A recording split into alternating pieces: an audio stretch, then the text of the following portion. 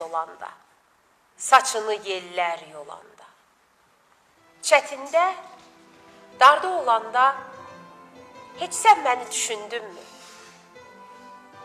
Yaz gəlib güllər açanda, günəş yerə nur saçanda, xoşbəxtəm dediyin anda, heç sən məni düşündünmü?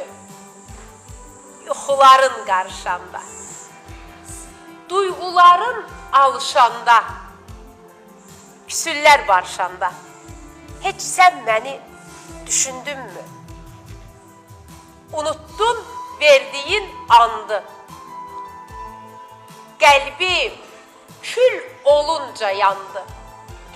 Aylar ötdü, il dolandı, heç sən məni düşündünmü? Elində şənlik görəndə, duyğuların dillənəndə, harda gülşənlik görəndə, heç sən məni düşündünmü? Heç sən məni düşündünmü? Teşekkür ederim.